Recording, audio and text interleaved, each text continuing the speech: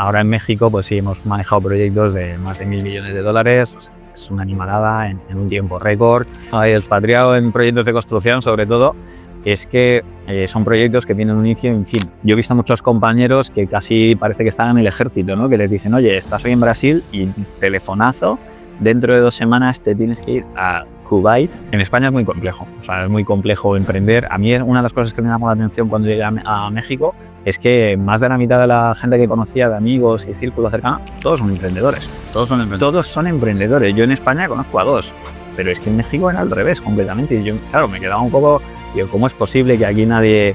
O sea, que la mayoría sean emprendedores más que trabajadores, ¿no? Imagínate a un español contratado en una empresa española que de repente le secuestran en Quito, que he tenido compañeros que les ha pasado, y pues el problemón que puede ser a nivel de todo, ¿no? ¿Tú crees que está muerto ya eso de meterte en una empresa y trabajar 40 años hasta que te mueras? Bueno, pues estamos aquí con Álvaro García Martínez, emprendedor español residente en México, que has estado varios años por Latinoamérica, 8 años concretamente en varios proyectos. Has estado en Ecuador, en Bolivia, en Perú, en México.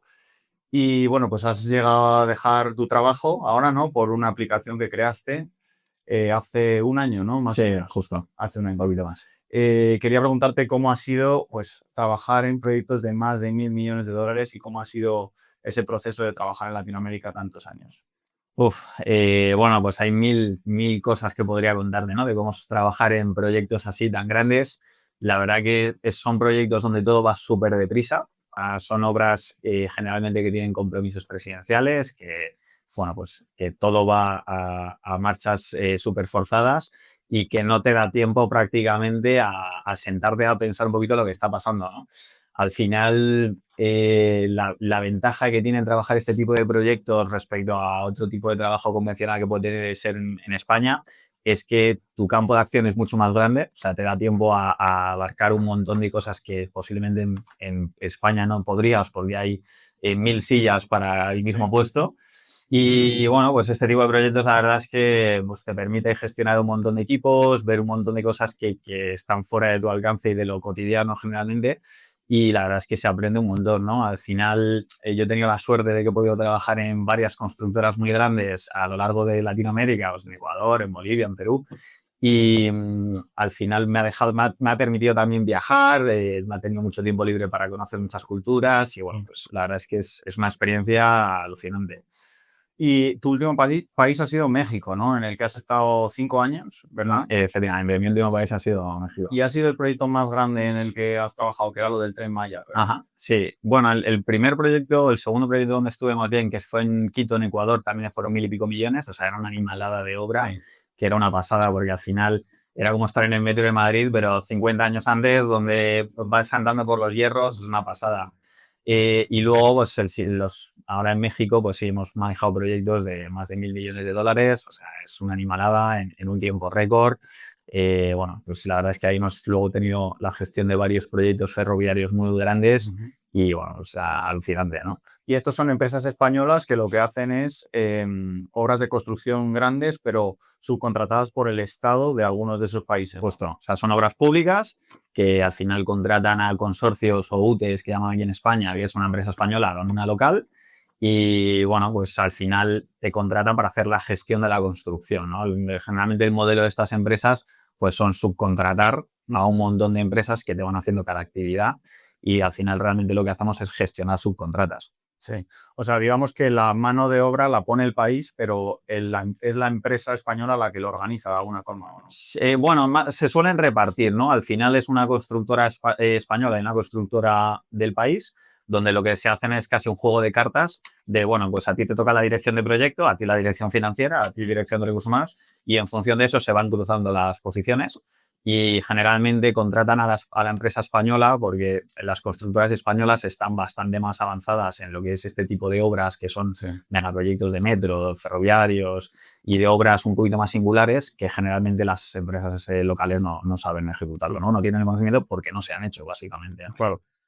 Y tu trabajo, o sea, bueno, tú llega un punto en el que decides, estuviste trabajando en España primero, ¿no? Supongo, porque tú hiciste ingeniería de caminos y luego estuviste trabajando en España o no llegaste a trabajar. Sí, estuve explotado en la beca de la beca en una consultora española. Sí. Bueno, tampoco explotado, la verdad que estuve muy bien, pero es verdad que las condiciones laborales pues no eran las idóneas, ¿no? Claro. Entonces, bueno, es un poco pues la situación que vivimos hoy en día, ¿no? Que el español se tiene licenciado o por una carrera se tiene que ir fuera porque en España no está bien valorado el trabajo en una empresa normal, ¿no? Casi ganas lo mismo en el McDonald's que trabajando como ingeniero. O sea, de hecho, trabajé en el McDonald's estudiando en la universidad y pues ganaba mucho más trabajando en McDonald's poniendo hamburguesas que trabajando como ingeniero de cálculo de estructuras en una consultora, ¿no? Y tú, porque se habla mucho de salir de España a trabajar, a buscar dinero, más en Europa, ¿no? Que en Latinoamérica, pero ahora en Latinoamérica, pues por lo que hemos visto contigo, también hay ese tipo de oportunidades, a lo mejor, en las que no solo tu salario va a ser mayor si vas como expatriado español, sino que a lo mejor también las condiciones de vida en las que vives, ¿no? Quería que me hablaras un poco más de eso, de las condiciones, cómo ha cambiado tu vida ahora en México y qué diferencias has visto respecto a la vida en España. La vida de expatriado a ver, yo he tenido mucha suerte, quiero puntualizarlo, porque la verdad es que me ha ido bastante bien en ese aspecto. He tenido la suerte de que empresas españolas me han contratado con un contrato español para irme de expatriado a estos países y la verdad es que tiene muchas ventajas que luego, evidentemente, te acostumbras cuando ya casi llevas 10 años trabajando de una forma y yo ya hablo mucho con mis compañeros que llevan 10, 20 años de expatriado. Son unas condiciones que luego, pues evidentemente, te las dan porque estás fuera, ¿no? En el momento que vuelves, te lo quitan todo. Entonces, claro, te acostumbras a ciertas cosas, seguro médico, viajes a España, bueno, unas condiciones, unos plus, ¿no? De vivienda, de alimentación, del día a día, que cuando luego vuelves, pues todo eso desaparece y vuelves a ser, pues, un mortal más dentro del mundo, ¿no? Entonces, la verdad es que a nivel de las condiciones de expatriado, pues te da muchas facilidades, cuando vas contratado desde España y te mandan al país de destino, te suelen ayudar con todo el tema de documentación, de visados, de residencias, o sea, realmente te despreocupas de todo y te dicen, oye, yo me encargo de todo, vente a trabajar. Y bueno, algunas se lo ocurran un poquito más que otras, algunas empresas te ponen, no te lo ponen tan fácil, pero generalmente está bastante bien. Entonces, pues yo personalmente, donde mejor he estado ahora mismo de todos los países ha sido en México, con diferencia. La verdad es que la calidad de allí, la calidad de vida es brutal. O sea, se vive muy bien. Yo quiero puntualizar también que generalmente cuando estás expatriado vives como en la burbuja de esos países, ¿no? O sea, yo he vivido en Quito, en Bolivia, en Perú y generalmente pues te suelen ubicar en zonas que están bastante bien para evitar cualquier tipo de problema que puedas tener de seguridad. Claro, imagínate un español contratado en una empresa española que de repente le secuestran en Quito, que he tenido compañeros que les ha pasado, pues el problemón que puede ser a nivel de todo, ¿no? Entonces, El vestigio para la empresa, supongo. Que se lo lleva un tío ahí y lo ha secuestrado. efectivamente, o sea, es verdad que antes había mucha más cultura de expatriado que ahora. O sea, hubo una época cuando llegó la crisis y tal, que todo el mundo se empezó a ir fuera, pagaban súper bien. Todo eso pues lo han ido reduciendo o todas esas ventajas cada vez las han ido acotando más y ya nadie quiere salir fuera. O sea, aunque te paguen una animalada, generalmente las empresas, por lo menos en España, las constructoras tienen muchos problemas para convencer a la gente de que se vaya fuera. O sea, realmente cuando tú quieres mover a una persona que tiene familia, que tiene hijos, generalmente ese tipo de perfiles les pagan los colegios, les pagan todo realmente. Entonces te quitas mucho gasto, más que lo que ganas es el gasto que te quitas, ¿no? Y aún así la gente no quiere irse. Porque es complicado, o sea, son proyectos que te demandan mucho, es trabajar 24/7, es algo que en España lo cuentas y es inconcebible. Yo cuando hablo con vosotros, con mis amigos, y digo, joder, trabajo un sábado, un domingo, por defecto, ¿sabes? En predeterminado, y dices, ¿cómo puede ser? O sea, es algo que aquí es impensable. Es verdad que también juega mucho con el papel de no tienes nada que hacer allí, ¿no? O sea, imagínate, yo que estoy solo allí, que no tengo pareja, no tengo hijos, te mandan a un Bolivia donde no hay absolutamente nada que hacer, pues te vas enfocado 100% en el trabajo, además vas motivado y se aprovechan un poquito de esa situación. No tienes otra que No tienes otra que trabajar, pero claro, te llega un punto que dices, pero ¿qué coño estoy haciendo? O sea, me he ido fuera y al final no estoy tampoco aprovechando, ¿no? Entonces sí pasa mucho que es un poco complicado conciliar esas dos partes y sobre todo desacostumbrarte luego el día de mañana si quieres volver, que es muy complicado. O sea, te acostumbras a un nivel de vida que no. O sea, no es real. Volver a lo mejor, exacto, cuando estás acostumbrado a esas condiciones se te puede hacer difícil porque ¿qué empresa te va a dar esas condiciones? No. Pero es curioso lo que dices. Los perfiles de los que estás hablando a lo mejor es gente con más experiencia, ¿no? Que digas, ¿no? Una persona que ya tiene familia, hijos de 30 y pico años. Esas gentes a la que les cuesta las empresas españolas llevarlas para allí. Pero tú te fuiste al principio, ¿no? Cuando no tenías prácticamente experiencia. Claro. ¿Es sencillo que te contrates sin experiencia desde España, que veas como expatriado con unas condiciones como las que has tenido tú? ¿O tú has peleado o has tenido suerte? ¿Cómo lo describirías? Bueno, yo creo que es una mezcla de todo. O sea, evidentemente he tenido suerte, pero bueno, yo creo que hoy en día sí hay oportunidades. A lo mejor no te mandan directamente como un expatriado, pero sí como un híbrido entre local con buenas condiciones. O sea, sí está la posibilidad, pero es verdad que también hay mucha gente joven que tampoco quiere irse. O sea, están muy cómodos en la vida en la que tienen ahora. Eh, yo creo que también va muy ligado a si durante tu vida en general, durante cuando has estudiado y tal, también has vivido esa experiencia de haber salido, ¿no? Nosotros los que hemos también tenido esa experiencia, pues creo que es mucho más fácil abrirte al salir fuera que alguien que a lo mejor no ha salido de España o de su círculo de ciudad. Cuando te dicen vete a trabajar fuera, joder, acojona, ¿no? Porque realmente vivir fuera es muy bonito, pero hay muchas cosas que, o sea, evidentemente tiene lados negativos. Tiene, joder, cuando tú te pones malo y estás fuera 12.000 kilómetros, por ejemplo, no, estás solo, estás enfermo, no tienes a nadie, no conoces a nadie, o bueno, puedes llegar allí y tener mala suerte que no te guste tu trabajo, y ¿qué haces? Has cambiado toda tu vida y de repente te vas a volver. O sea, son un montón de situaciones que evidentemente si estás cerca de tus amigos, de familiares y tal, es mucho más fácil sobrellevarlas que si estás fuera, ¿no? Sí.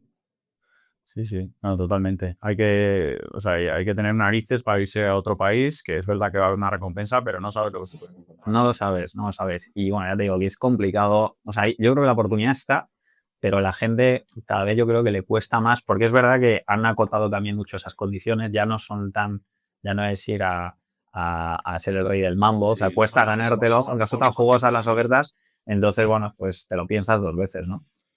Y luego tú has sido, porque has tenido varios trabajos, ¿no? Lo que hablábamos antes, que ha habido un momento en el que estaba como mal visto ir de un trabajo a otro, pero tú has ido cambiando. ¿Tú crees que está muerto ya eso de meterte en una empresa y trabajar 40 años hasta que te mueras? Yo creo que ese modelo ya pasó a mejor vida, está totalmente obsoleto. Sí. O sea, es verdad que hay que entender el contexto del porqué de los cambios, ¿no? O sea, sí que he tenido, pues en 8 años, 10 años, he pasado por 4 empresas diferentes, grandes. Puede llegar el caso de que digas, joder, está mal visto, pero claro, hay que entender el contexto del porqué de los cambios, ¿no? Entonces, a mí me ha traído un montón de cosas positivas. Es verdad que en todas las empresas donde he estado, cuando he entrado, he dicho, me quedo aquí el resto de mi vida, pero luego la vida tiene sus propios planes y tienes que tomar decisiones, ¿no? Entonces, a mí lo bueno que me ha servido es que al haber trabajado en varias empresas grandes, me he traído los procedimientos, la forma de trabajar, la experiencia, los compañeros, de sobre todo mucha gente que ya ha estado muchos años en esa empresa y ya tenía sus manías, ¿no? Y su librillo. Y con el popurrí de todo lo que he ido absorbiendo, pues casi he creado mis propias metodologías, mis propias formas de hacer las cosas y me han llevado a donde estoy hoy. Entonces, bueno, me ha ido bastante bien, creo yo, por ahora. Entonces, realmente, para mí es un beneficio porque te abre el mundo y creo que ya no se valora tanto ese estado de permanencia, siempre y cuando, pues oye, cuando analizando su contexto, no sé qué te has cambiado. Se ha cambiado porque te has hecho algo cada 6 meses, claro. Antes, bueno, sí.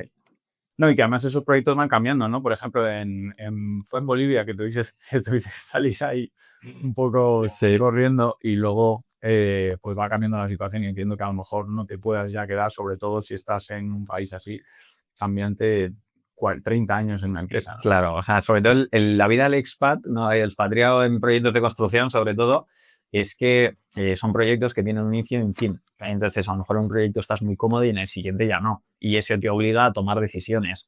Yo he visto muchos compañeros que casi parece que están en el ejército, ¿no? Que les dicen, oye, estás hoy en Brasil y telefonazo, dentro de 2 semanas te tienes que ir a Kuwait y no son negociables. Entonces, claro, las empresas también toman un perfil que dices, joder, tengo una vida, unos hijos, pues, entiéndeme, y oye, me encantaría poder ayudarte, pero a lo mejor hay otro perfil que de verdad se quiere ir a Kuwait y no necesitas mandarme a mí, ¿no? Parece lo de la CIA, no puedes tener familia, no puedes tener... Pues tío, prácticamente, macho. O sea, hay veces que hay situaciones surrealistas. Yo en una de las empresas, no diré cuál, me ofrecieron un destino que no quería y les dije mis motivos, ¿no? Era un destino que no era nada agradable y quería, pues, otro dentro de toda la gama de posibilidades que ofrecía la empresa, porque las tenía, o sea, tienen la bolsa de empleo y todos vacantes. Dentro de la empresa. No, bueno, existe una lista una lista de vacantes que es visible para todo el mundo, que tú sabes las posiciones que hay, ¿no? Entonces a mí me llamaban y me dijeron, oye, te tienes que ir aquí, que era un sitio perdido de la mano de Dios. Y dije, no quiero, pero no quiero, no por nada, la posición está bien, el sueldo está bien, la proyección profesional está bien, pero es cero conciliadora con la vida normal. O sea, no puedo salir a cenar, no puedo irme el fin de semana fuera, era vivir en campamento, o sea, era algo que no era para mí en ese momento, ¿no? Y yo se lo dije así a la de recursos humanos y la frase que me saltó es, bueno, ya tienes una cruz, no vas a llegar a 3, o sea que ya puedes aprobar, o sea, aceptar el siguiente trabajo. Evidentemente, le dije, bueno, aceptaré la siguiente propuesta si va acorde a lo que estoy buscando, si no me tendré que cambiar. Y al final, pues me ofrecieron un sitio peor y me acabé cambiando de empresa, ¿no? Pero lógicamente, no es lógico. Entonces llegas a un punto de ser situaciones surrealistas que al final, pues eso, ¿no? Luego hay otras situaciones como la de Bolivia, ¿no? Que estábamos allí, saltó el golpe de Estado, tuvimos que huir literalmente del país un domingo a las 12 de la noche, un convoy de 10 camionetas con alemanes, finlandeses, toda gente de Perú, gente que éramos fuera del país.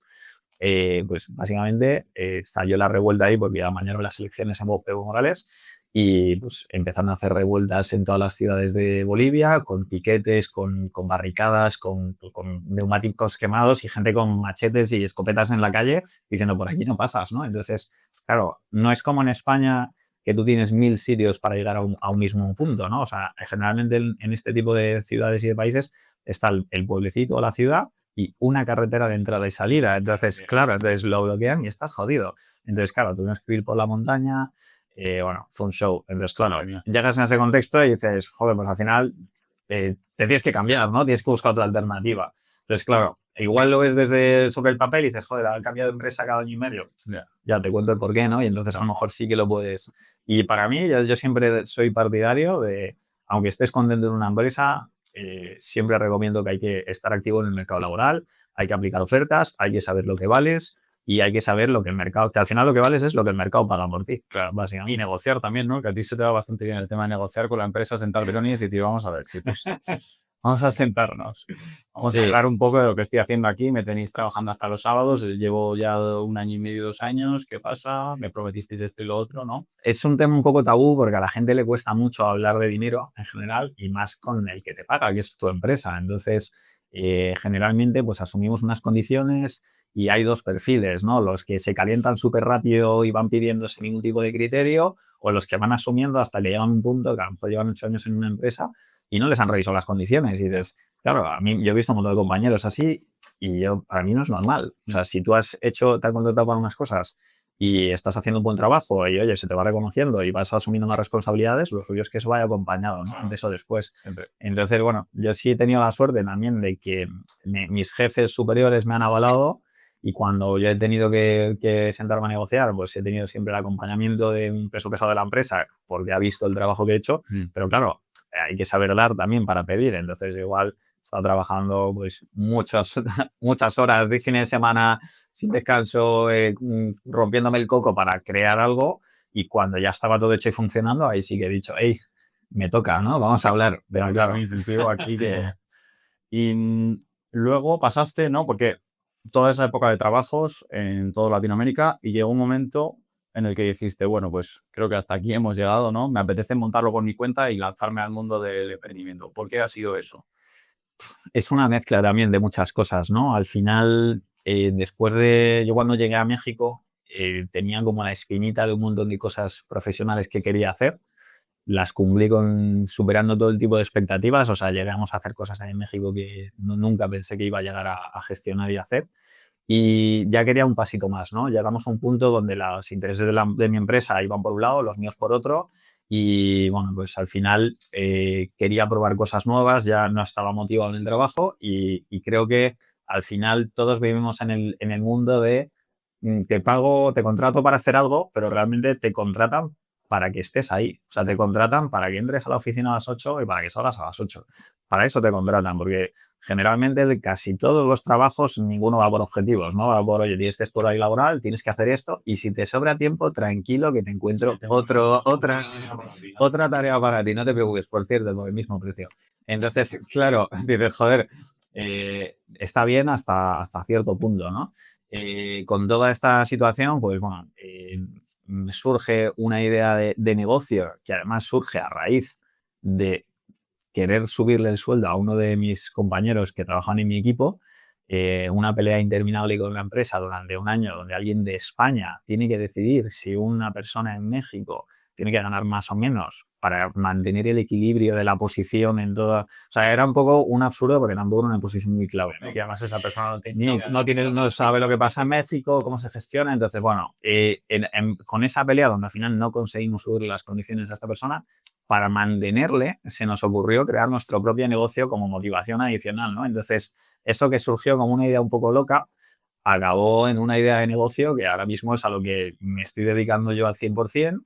Y de hecho somos un equipo de 5 personas. ¿Qué era la aplicación? Perdona que... ¿Qué es la aplicación? Correcto, ¿verdad? Lo que estamos haciendo es aplicaciones para control de obra, ¿vale? Y con esas aplicaciones pues generamos un montón de información, agilizamos procesos, quitamos papeles, o sea, es cambiar un poco el modelo de trabajo antiguo que bueno, pues funciona igual aquí en China y en Taiwán. O sea, realmente es bastante curioso como todavía no se ha hecho ese cambio, ¿no? Es básicamente funcionar con papeles, generar mucha información y no usarla. Entonces, con estos desarrollos de las aplicaciones, pues ya tenemos, de los 5 que somos, 3 estamos ya dedicados al 100%, que son 2 programadores y yo, y los otros 2 pues están a tiempo parcial. Y bueno, pues la verdad es que nos va bastante bien, hemos conseguido varios proyectos ahí en México y, claro, ha sido un proceso bastante largo, ¿no? Porque nosotros empezamos reuniéndonos todos los miércoles fijos, al final creamos una propia rutina donde sin nada, nos fijamos un día a la semana donde nos reuníamos por las noches, que podía ser desde las 8 de la tarde hasta las 2 o 3 de la mañana al principio, donde íbamos dando forma a esas ideas que teníamos, pasándolas a código, viendo qué se puede hacer, qué no se puede hacer. Y claro, fue un proceso muy duro y muy largo. Tuvimos un quick win súper rápido que fue sacar el MVP, ¿no? El prototipo, que tardamos un par de meses en sacar algo bastante práctico, pero que evidentemente estaba muy lejos del producto final. Pero bueno, sí. y claro, luego estuvimos muchos meses iterando, probando, reuniéndonos con gente y casi pues trabajando gratis. O sea, era un proyecto universitario en ese momento y es muy difícil convencer a 5 personas de trabajar en un proyecto donde estás vendiendo una idea que es buenísima, en teoría, en tu cabeza, pero la realidad es que no hay ni un resultado, claro, o sea, está muy bien, tienes la aplicación y tal, pero no se ha podido comercializar. Entonces, claro, yo que mi parte de mi función era parte de plasmar esa idea, era motivar al equipo a que siguiese desarrollando, llegaba un punto que ya ni yo mismo me creía la idea, ¿no? Entonces es muy complicado, si tú no te la crees, sentarte con alguien y decir, oye, trabaja para mí gratis, básicamente, o sea, es que es eso, o sea, no, bueno, es un poco duro, ¿no? Pero entonces, trabaja conmigo gratis y vamos a seguir haciendo esto. Claro, entonces la gente al final llegaba a un punto que no era prioritario, ¿no? Entonces, de hecho, tuvimos un caso con un programador que nos dijo, oye, yo os desarrollo hasta aquí, ir a venderlo y luego me llamáis y seguimos, porque llega un punto que estamos todos invirtiendo mucho tiempo y no se materializa, ¿no? Entonces, en ese proceso, pues llegamos a un punto de que conseguimos un obrón, la verdad, y ya fue el cambio del antes y el después, ¿no? O sea, en el momento que ya conseguimos esa obra, pues todo lo demás ha venido un poquito más rodado, ¿no? De a lo mejor contactos que luego te hayan recomendado de esa persona, ¿no? De ese... Justo. De hecho, esta obra inicialmente la contratamos a través de los contactos, ¿no? Que es otra de las ventajas de haber trabajado en tantas empresas, ¿no? O sea, al final, tengo un círculo cercano que estoy a 2 llamadas prácticamente de cualquier proyecto de construcción del mundo. Y eso es, yo ni yo mismo soy consciente, ¿no? Del alcance que podemos llegar a tener. Pero claro, cuando le vas contando eso a antiguos compañeros y tal, que todos sobre todo tengo muchos compañeros ya un poco más mayores, ¿no? 50 años y tal, que a lo mejor en algún punto de su vida han querido emprender y no han podido porque tienen familias, porque tienen deudas, porque la casa, la hipoteca y demás.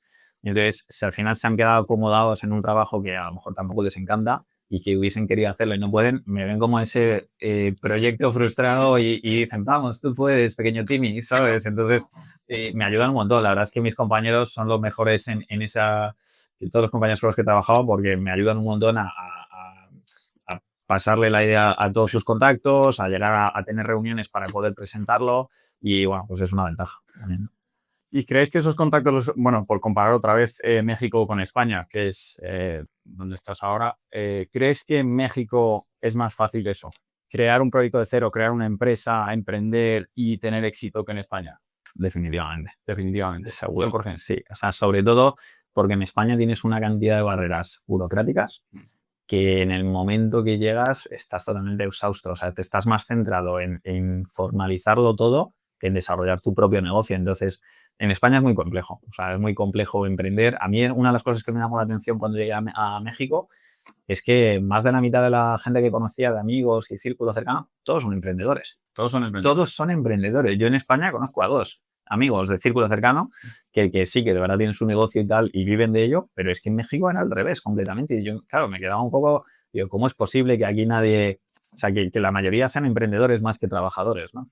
Entonces, luego ya investigando un poquito más, me di cuenta también de todas las facilidades que tiene México para emprender, que, por ejemplo, una de ellas es que si tú quieres emprender, no necesitas ni ser autónomo, ni tener una empresa, Ni pagar cuota ni pagar cuota, ni tener nada. Simplemente tú te registras en la página del SAT, que es la de Hacienda, eliges el régimen que se llama Resico y tú tienes hasta un tope de 3,5 millones de pesos, que son unos 175.000 euros, ¿vale? Que tú puedes facturar anualmente y solo pagas entre un 1% y 2,5% si llegas al tope de lo que vendas. Es decir, tus únicos pagos que tienes que hacer, o sea, no tienes que hacer ningún trámite y lo único que tienes que pagar es entre un 1% y 2,5% de lo que generes. O sea, es decir, si tú facturas 100.000 euros en un año, lo único que pagas es 1.000. Entonces, es lo lógico, en que es, realidad, claro, si estás empezando, es lo que hay. claro, entonces, como, joder, una empresa recién creada que facture 175.000 euros es una animalada. Entonces, o es el nuevo Facebook, o bueno, todavía tienes un proceso. Y te hablo ya de cualquier empresa. Te hablo de vender pan, montar una cafetería, o sea, cualquier tipo de. Bueno, hay ciertas actividades restringidas, pero bueno, son casos muy, muy limitados. Y lo único que te piden es o que seas mexicano o residente permanente. Con inmobiliaria, ¿no? Un poco. Con el tema inmobiliario, ahí no sé si las rentas inmobiliarias van por otro régimen, pero casi todas las actividades están incluidas en este régimen, ¿no? Entonces te piden eso, ser mexicano o residente permanente, no estar dentro de esas actividades limitadas y no facturar más de 3,5 millones de pesos. Entonces, claro, cualquiera que tenga una idea y quiera facturar no tiene que estar pensando de, joder, no van a crujir en hacer 300 y pico euros de cuota autónoma. no tengo que pagar un contable, sencillamente que me lleve los stats. Entonces, es todo mucho más fácil, la verdad. Pues la verdad que eso me parece increíble. Sí, nada más. Nosotros dentro de, bueno, yo en mi caso tengo la comparativa de las dos porque tenemos creada la empresa en México para el tema de las aplicaciones y creada también la empresa en España para el tema de las mantas, ¿no? Que es el e-commerce que tenemos ahí en proyecto, que ahora hablamos un poquito más. Pero vaya, la diferencia entre las dos es abismal. O sea, de hecho, nosotros con el tema del e-commerce nos ha costado llegar al año de vida por la cantidad de dinero que hemos tirado en asesorías fiscales, en constitución de sociedad, en impuestos, en el tema de autónomos y tal, ¿no? Entonces, y eso en México cero. En México directamente no. Ya, y además que lo que hayáis facturado aquí en España, pues le darás el 25%, el 30%. Aparte, evidentemente, si encima, espérate, que después de todo lo que has pagado ganas dinero, que está aquí. Si se te ocurre, no, dinero, estás a decir, a ver, amigo, págame el 25 o 30% de lo que has ganado, ¿no? Sí. Entonces, claro, es muy complicado, tío. No, es prácticamente imposible. Sí, de hecho, cada vez más emprendedores y empresas y todos están yendo de España por el régimen que tenemos, ¿no? Y bueno, pues por hablar un poco también, obviamente esa parte es muy positiva de México, por hablar un poco de la parte así más negativa o de la que más habla la gente. Tema seguridad. Tú habías dicho que vivías obviamente, en la burbuja de expat y tal, pero ahora que has decidido que México va a ser tu residencia permanente y que vas a vivir ahí, emprender y tener un poco España y México, las dos empresas, ¿cómo ves ese tema? A ver, yo particularmente vivo dentro de México, vivo en Mérida, en Yucatán. que es una zona súper segura. O sea, dentro de Mérida, pues vivimos la zona segura de la zona segura, ¿no? Entonces, la verdad es que tengo poco malo que pueda decir. De hecho, hay muchas veces que yo me siento casi más inseguro saliendo por la noche en Madrid que ahí en Mérida. O sea, te lo juro, he llegado hasta a ese punto, ¿no? Porque bueno, en Madrid ya se está muy bien mucho colgado, ¿no? Pero bueno, sin entrar a mucho detalle. Mucho borracho. Sí, pero allí es verdad que México tiene otra filosofía, porque es verdad que no, generalmente no ves peleas, a lo mejor en la típica pelea de discoteca y tal, porque, ¿sabes? Allí todo el mundo piensa que el de al lado puede tener una pistola, de verdad. Entonces, allí la gente va con mucho más buen rollo, se lo toma todo mucho más liviano. O sea, ese tema, hablo particularmente de la zona de Mérida, ¿no? Sí. Es verdad que tiene la situación del narco, es inevitable, y no poder hablar de eso, y al final no es que sea un peligro constante donde tú creas que te van a atracar y tal, simplemente que a veces hay disputas y si te pillan por el medio, te llevan por delante y sin ningún tipo de miramientos. Entonces, ¿qué pasa? Que hay que tratar de, ojalá como en todos lados, si estás en el sitio equivocado a la hora equivocada, pues compras todas las papeletas aquí en Madrid, en Barcelona y en Londres. O sea, eso no tiene... es verdad que allí, pues si tienes un poquito de cuidado, la seguridad es, vamos, espectacular. O sea, no hay ningún tipo de problema. Encuentro un poco de lo que se piensa, ¿no? Que yo cuando me fui a México, joder, en México, peligro. No, yo no tuve ninguna sensación de peligro cuando estuvimos tampoco. Ajá. Ninguna. De hecho, o sea, en general, por la calle, bueno, estuvimos andando por la noche. Sí. Es verdad que a lo mejor no eran zonas, o sea, que era Mérida Sí. o era Valladolid o esas zonas, pero no tuve ninguna sensación de peligro en ningún momento. Nada, cero. Luego hay otros países en Latinoamérica que sí, ¿no? O sea, yo, por ejemplo, en Ecuador sí que tenías un poquito esa sensación de no puedes salir con el ordenador en el maletín o en una mochila o no intentar no sacar el móvil por la calle, pero lo mismo, o sea, yo nunca tuve ninguna mala experiencia. Alguna vez, pues eso, sí que he tenido algún compañero que la ha tenido por no haber tenido cuidado, pero bueno, si tomas las precauciones Sí, básicas. y cómo vayas vestido, por dónde vayas, si vas con una cámara así. Claro, si vas perfil bajo y tal, no vas a tener nunca ningún tipo. Y una cosa positiva también es que hablas español. Aunque a lo mejor en algunos sitios de Latinoamérica, si no hablas español es más fácil que te timen, que te roben. Sí, Sí, pues eso.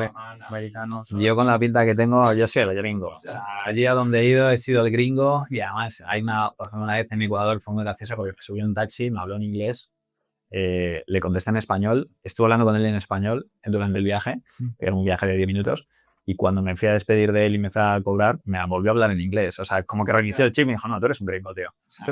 Claro, puedes hablar, ¿no? Lo siento. Pero sí que es verdad que el tema del idioma ayuda, ¿no? O sea, si eres un extranjero y estás en donde no debes, tienes todas las papeletas también para que la timada te la lleves. Claro. Y luego, en cuanto a choques culturales que hayas tenido ahí, ¿cuál ha sido tu choque cultural más grande de México? Y, a ver, hay un poco de todo, ¿no? El tema del idioma es muy gracioso. O sea, siempre está la broma de la traducción de los títulos de las películas, por ejemplo, y tal, a todo a Rápidos y Furiosos, ¿sabes? Siempre está por aquí, ¿no? Es un tema recurrente. Y a mí, yo en el trabajo tenía siempre una situación que hasta que nos acostumbramos las dos partes, pues hubo un proceso, ¿no?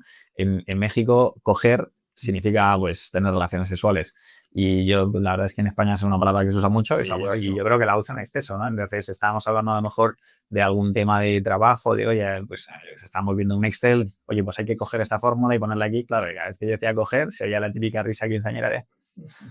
Y veía todo escojonado y digo, ¿qué está pasando? O sea, no entiendo nada.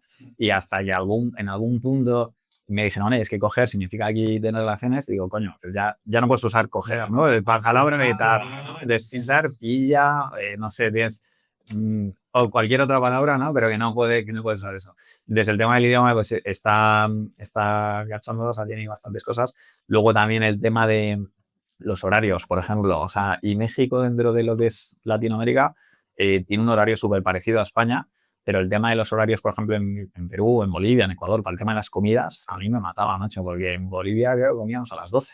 Claro. Entonces, claro, comía a las 12, yo a las 5 tengo hambre. Pero es que luego a las 8 vuelvo a tener hambre. Entonces, claro, te va cambiando un poco los biorritmos, el tema también de pues, cuando salimos por la noche. ¿Cenan pronto también? O sea, ¿cenan tipo a las 6 o no tan? Sí, o sea, en los países estos latinoamericanos, por ejemplo, o sea, en Ecuador, en Bolivia y en Perú, yo salía de la obra muchas veces tarde, salíamos a las 9, 10 de la noche, un martes, y a las 10 de la noche no había nada abierto. Tenías abierto el KFC, el McDonald's y 4 guarradas más. Entonces, o comías eso o una lata de atún y a funcionar, ¿sabes? O a mendigar comida a algún compañero.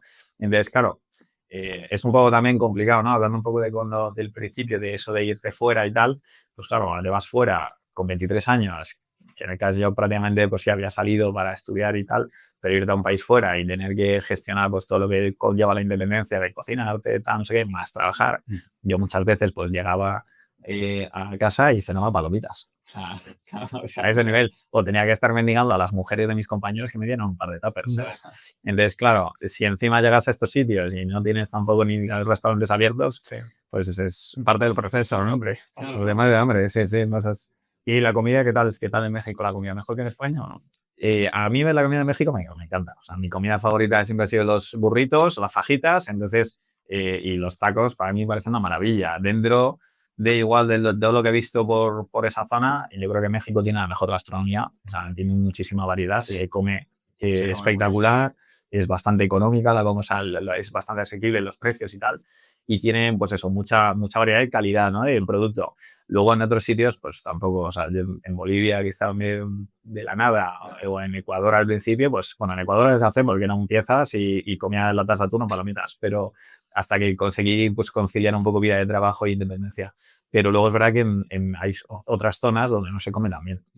Y bueno, pues cuesta, echas de menos. O sea, yo al principio, hay una anécdota muy graciosa que es cuando me vine a México, yo pedí hablar con mi jefe, con el que iba a ser mi jefe, y quería hablar con alguien que estuviese en el país, ¿no?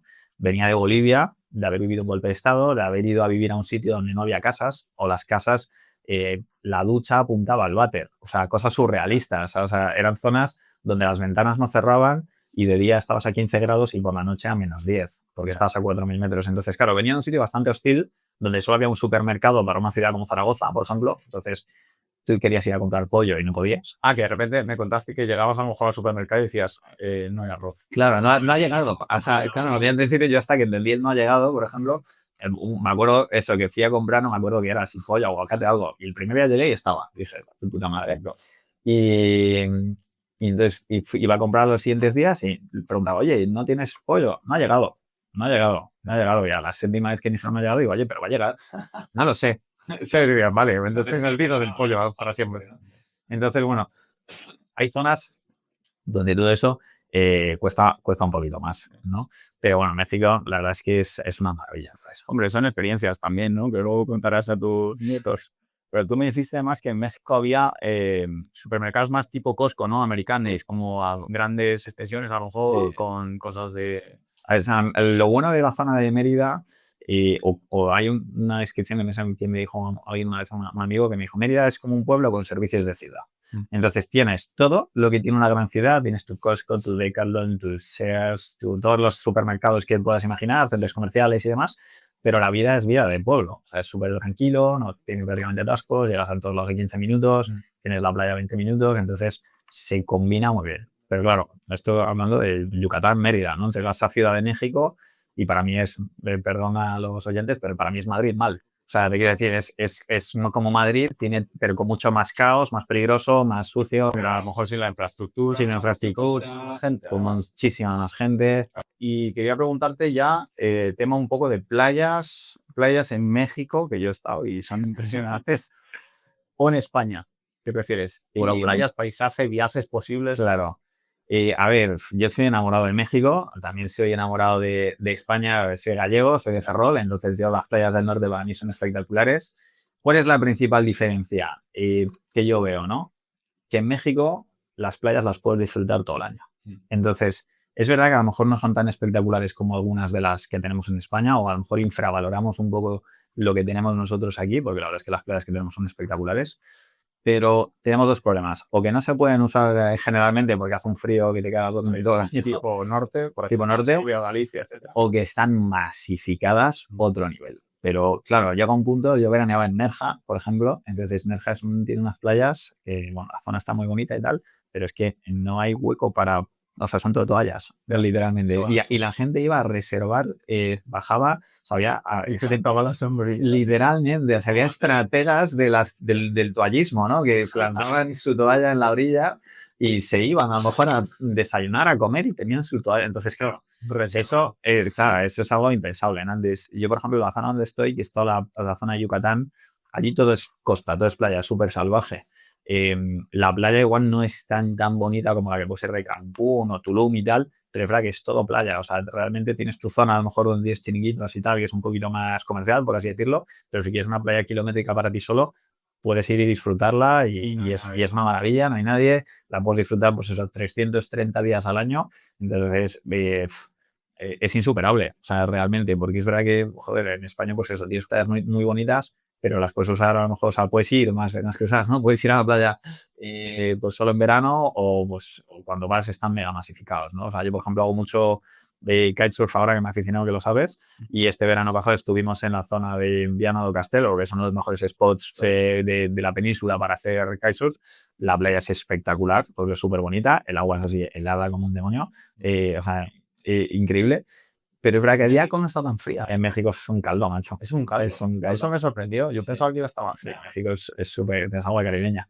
Y bueno, depende, ¿eh? Luego te vas a la zona de Puerto Escondido y tal, está más fresquita. Sí. Pero bueno, en general es agradable, ¿no? Y lo que me di cuenta es eso, que era un spot impresionante, pero había tanta gente que casi no la podías disfrutar. O sea, yo iba medio acojonado de a ver si había un tarao que se me cruzaba y nos metíamos una hostia. Y ahí es verdad que tienes tanta playa que, bueno, pues te puedes ir a tu trocito de playa y dices, oye, estos 400 metros de ancho son míos y yo me pongo aquí a hacer el cafre y no pasa absolutamente nada. Sí, sí, bueno, eso sí que es una diferencia. A menos que seas la típica abuela gallera que se mete en el mar. Sí, en invierno no vas a poder utilizarla. Sí. Y bueno, pues por preguntarte así de cara a futuro, ¿cómo? Bueno, quiero hablar antes del tema de las mantas, que no hemos hablado, porque empezaste con un negocio también paralelo a la aplicación de comercio internacional, ¿no? En el que traes mantas desde Bolivia. Desde Ecuador. Desde Ecuador, Desde sí, Ecuador. confundí de Bolivia. Desde Ecuador a España, Sí. que se llama Ethnic, por cierto, para los oyentes. Cuéntame un poco eso, cómo empezó, de dónde lo traéis, son mantas artesanales. Son mantas artesanales que traemos de un pueblito de Otavalo, que trabajamos ahí con una familia de locales que son los que las fabrican.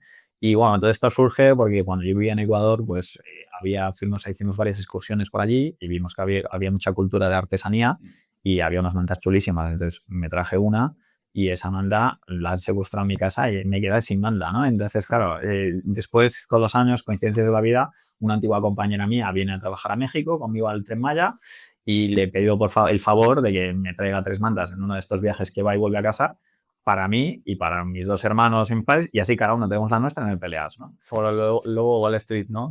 Vidas así. Literalmente. Entonces, claro, al final, cuando me las trae y las veo, digo, joder, están súper chulas. O sea, me parecían impresionantes, ¿no? Entonces les di una a cada uno, todos súper contentos con la manta y con esto que estábamos así pensando, oye, y si las empezamos a traer ya en plan para vender, ¿no? Y montamos un e-commerce. Entonces, bueno, todo ese proceso, la verdad es que ha sido un proceso de aprendizaje brutal.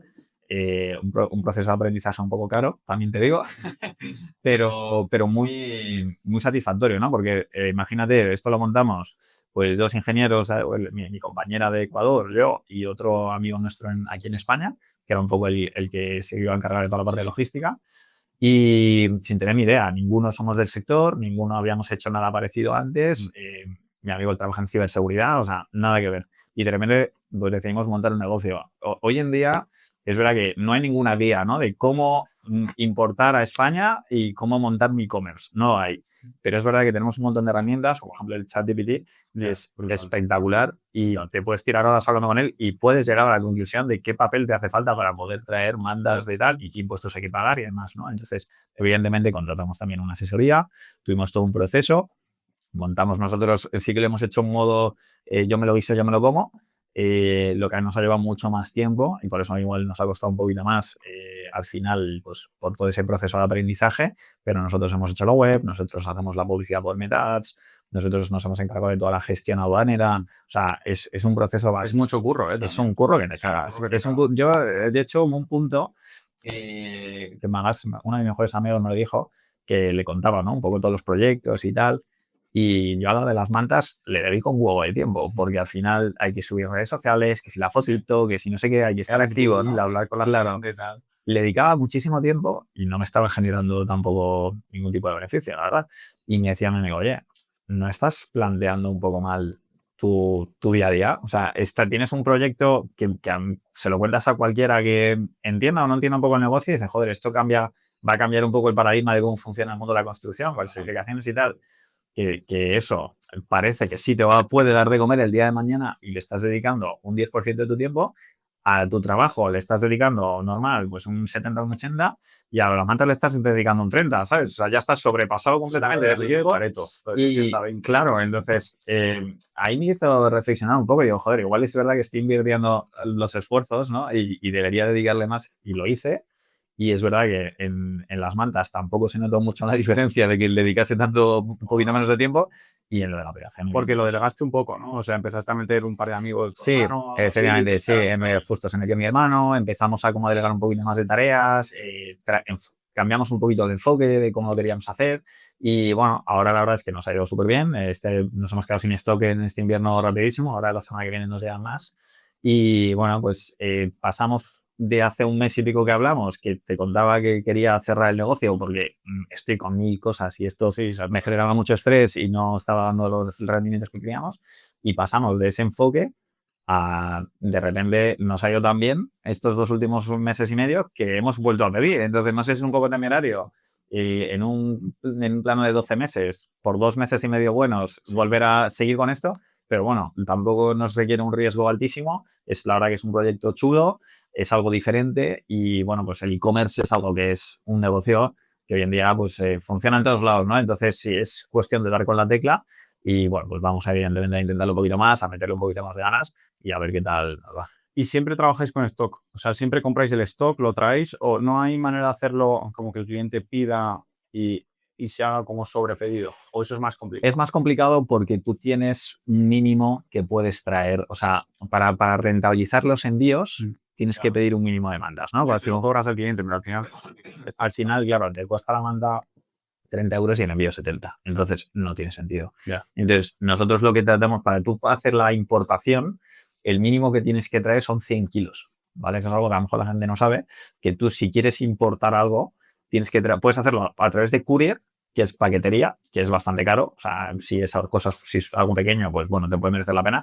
pero cuando ya quieres traer 50 mandas por courier, te van a traer por correo ordinario, por ejemplo. Claro, eso es courier, o sea, en paquete, mensajería, paquetería, tal, o sea, Yo que digas mensajería privada, tipo, o sea, que bueno, con FedEx. es que es algo así. Si tú lo quieres traer de Ecuador a Madrid, la única forma que puedes hacerlo es eso, no hay correos. No hay Correo, no puedes dejar por correos, o sea, Aquí en Europa sí que hay correos binarios que digas, ¿no te acuerdas que cuando estábamos en Polonia mandamos algo? Yo creo. con Packlink. Con Packlink. Claro, pero por ejemplo, eso es una plataforma que con correos, o sea, con la propia, nosotros sí que hacemos muchos envíos por correos. Sí. Que bueno, Packlink al final es como un Skyscanner, es un buscador. Correos sí te envía internacionalmente, pero claro, es paquetería. Al final deja de ser casi el mismo. O sea, Correos compite con FedEx, con... Y a lo mejor no tienes la misma garantía, ¿no? De que eso llegue. Claro, y sobre todo eso, que te incrementa tanto el precio por unidad que no es rentable. O sea, es un modelo que no es rentable. Entonces, nosotros traemos el mínimo, que son los 100 kilos, vamos trayendo 200 mantas, se nos acaban, traemos otras 200, se nos acaban, y así vamos haciendo un poquito el ciclo, ¿no? Entonces, bueno, ahora mismo tampoco es que sea un stock súper grande, la producción que tenemos es súper rápida. Entonces, si se nos acaban, ahora, bueno, habíamos tenido rotura de stock por el tema de las navidades y tal, que la gente nos ha vuelto loca. Sí. Pero fuera de eso, sí tenemos como un margen de maniobra para que cuando se nos vaya acabando, lo traemos, y bueno, pues la verdad es que lo tenemos ahí en nuestras casas, repartido el stock un poco, enfadando a nuestros compañeros de piso, novias, madres, padres, pero bueno, es lo que es. La vida del emprendedor. Pues nada, macho, pues bueno, enhorabuena por los proyectos, tanto por la aplicación como lo de las mantas. Ethnic.com para el que quiera meterse, lo digo aquí en la cámara. La mejor manta que vais a tener en vuestra vida. Yo tengo una, por cierto, y tengo que hacer un pedido, porque me gustó mucho y eran calentitas, ¿eh? Sí, eso, son muy chulas, y por ejemplo ahora estamos colaborando con un hotel que es un hotel de estos de retiro espiritual, de yoga y tal, y que hacen medicina holística y tal, pega bastante el rollito. Y nos pidieron 6 para tener ahí con la hoguera en unos rituales que hacen por la noche, y la dueña del hotel le ha encantado y nos ha pedido 20 más de un modelo para ponerlo en todas las cabañas y tal. Qué chulo. Hemos enfocado mucho por ahí. Estamos viendo también para vender a tiendas multimarca. Entonces, bueno, estamos enfocando el negocio de otra manera, y la verdad es que va. Y está funcionando, pues oye, enhorabuena. Y por cerrar un poco, la típica pregunta, ¿cómo te ves en 5 años? ¿Crees en eso o no? Porque tu vida ha cambiado tanto en el último año que no sé. Es que no, sinceramente, yo creo que hoy en día vivimos en un mundo que hacer planes a 5 años no tiene sentido. O sea, hemos vivido cosas tan locas vivir con, o sea, está bien tener objetivos al medio y largo plazo, pero que no sean muy concretos, porque luego al final, pues la vida te va llevando por donde le da la gana y uno tiene que ser un poco también amoldable y ser capaz de adaptarse a lo que le viene, ¿no? Entonces, me veo, o sea, ¿dónde no me veo en 5 años? Si me preguntas hoy, no me veo trabajando en una empresa, en un horario fijo, ¿no? No es porque quiera trabajar menos y tal, pero sí que quiero que lo que me dedique, o sea, que sea para mí, ¿no? Al final, que me di cuenta, por ejemplo, ahora en México estos 5 años, que al final entré para un proyecto y acabé llevando toda la dirección del país de control de gestión, es que lo mismo que hacía para una obra lo podía hacer para 20. Entonces, evidentemente, delegando ciertas funciones, pero con un equipo que formé y tal, y que pues, funcionó de maravilla. Entonces, claro, me di cuenta y digo, joder, ¿por qué me voy a limitar? O sea, si es un negocio que puede ser escalable, ¿por qué no voy a hacerlo? ¿No? Entonces, son cosas que reflexiones que vas teniendo, que dices, pues prefiero dedicarme para mí, gestionar yo mi tiempo, si me quiero ir a la hora de comer a la playa, me voy y luego vuelvo. Ahora me he venido un mes a España, por ejemplo, un mes y medio, y he podido estar más con mi familia, con mis amigos. Sí, pues evidentemente, mucha más libertad para gestionar tu tiempo, y eso es algo que para mí es fundamental. Entonces, claro, toda esta idea del emprendimiento y tal, cuando me entra el gusanillo, no quería quedarme con la sensación de, joder, ¿y si no lo hubiese intentado? ¿No? Entonces, es verdad que he renunciado a un montón de cosas. O sea, he renunciado, pues eso, seguro médico, a que me pague los vuelos, a que me pague la casa, a tener un salario fijo, comodidad de la empresa. comodidad. Tenía una posición muy buena, estaba muy bien considerada la empresa, la verdad es que me trataba muy bien, pero me parecía demasiado rutinario y demasiado fácil todo decir, joder, esto es de verdad lo que me voy a dedicar el resto de mi vida. O sea, no voy a intentar nada más. O sea, ya lo he vivido 10 años, no quiero probar otra cosa, ¿no? Entonces, ya, evidentemente, pues luego entraron otros factores que me fueron ayudando a tomar la decisión. Y bueno, pues esa es la idea, ¿no?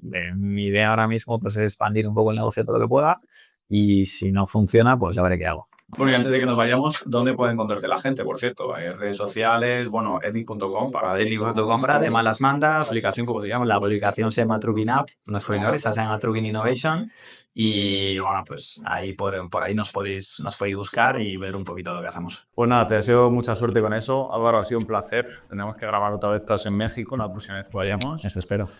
Y nada, que siga todo yendo igual de bien. Muchas gracias.